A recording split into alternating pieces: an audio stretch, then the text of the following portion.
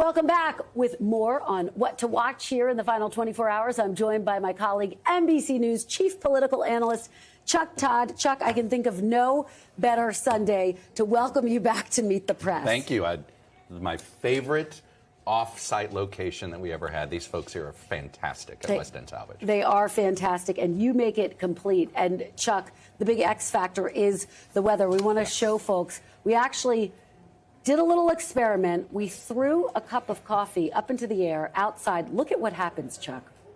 I love it. My daughter, who's majoring in meteorology, she's going to have a lot of fun with this. Weather experiments. Will. Exactly. Here at Meet the Press. I love it. Exactly. I mean, it just speaks to how frigid, dangerously cold temperatures. So the question is always about turnout. Right. But that adds a new element. What are you going to be watching for tomorrow night in addition to the weather? Well, but that's the point here. It almost is the entire ball game, the turnout, because the smaller the turnout, that's when weird things happen here. Yes. You know, Rick Santorum didn't win in a large turnout. You know, those sorts of things. And Donald Trump has benefited from big turnouts.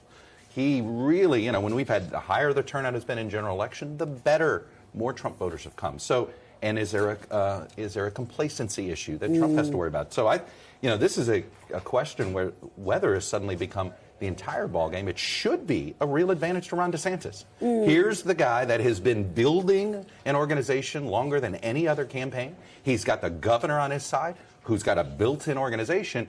This is why you build an organization, is when the weather drops unexpectedly. Are you going to get your people out, right? So in theory, this is all actually, I think, setting up really well right now for Ron DeSantis. Let's talk about that race for second place. Explain to people, because we've been talking about it for days. Second place is important. But for Ron DeSantis, it really is important. Nikki Haley has edged him out in our poll. But if you look at the enthusiasm numbers, only 9% of her voters say they're enthusiastic about going out to support her. I mean, what does that mean? The only good news in our poll for Nikki Haley is the fact that she's sitting in second. Every other part of it, when you look at the internals of this is not a candidacy that's on the rise. This looks like a candidacy that is sort of peaked a week too soon. You know, she had everything fell into place for her.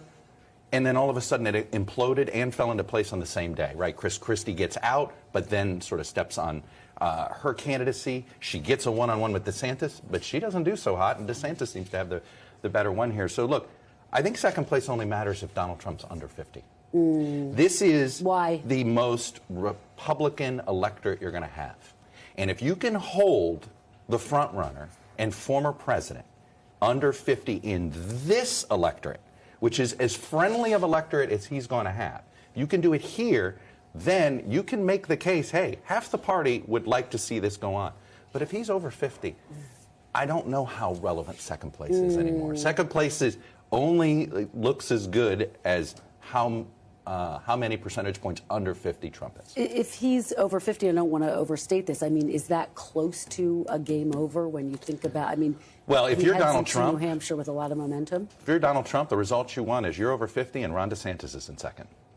Because then it really sort of takes the wind out of the sails of Haley. It means there won't be a consolidation. It means both of them move on to New Hampshire. You know, Ron DeSantis' campaign, they seem to be flirting with skipping New Hampshire, right? They put out the announcement saying, hey, we're going to South Carolina first. And then in that same advisory, that same day, they're also going to New Hampshire. Right? They're not sure what they're going to do. And that in itself already is a victory for Trump. Well, speaking about victories for Trump, you have a new column out talking about how candidates can best challenge him. And you write, in 50 years, when historians look back at this campaign, they will no doubt examine it through the prism of whether the GOP wanted Trump or a new direction. But that's not the campaign that's actually taking place. What is the best way to confront Trump? Because they haven't found it. They haven't, right? They've tried to just, they've tried to do just a character campaign. Yeah. Making a character case, but trying to separate Trump from Trumpism. I think that's proven not to be.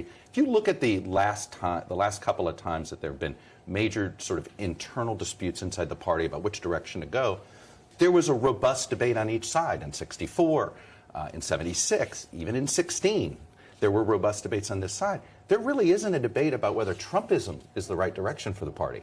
The debate is about Trump, right? And I think that's probably the mistake that Haley and DeSantis, they haven't figured out how to make the case that Trump's first term was a failure.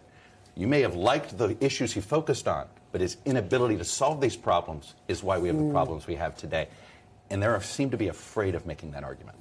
And just very quickly, Chuck, you and I at the start of this race wondered what his legal challenges would mean. It's only made him stronger. That was the big X factor if you rewind to last year. There's going to be so many what ifs, though. What if Alvin Bragg had not gone first, right? Yep. What if only Jack Smith had done? Like, I could tell you this. Ron DeSantis has already said his excuse if he ends up getting out of this race. He's already diagnosed why he didn't make it. And he has said he blames Alvin Bragg. And I've talked to folks inside the White House. They didn't believe these indictments would actually be a benefit to him either, in fairness. Well, we continue to watch this extraordinary moment in our politics. Chuck, thanks so much for being here. Thanks for having me. Yeah. It's great to be back. Great to have you. Thanks for watching. Stay updated about breaking news and top stories on the NBC News app or follow us on social media.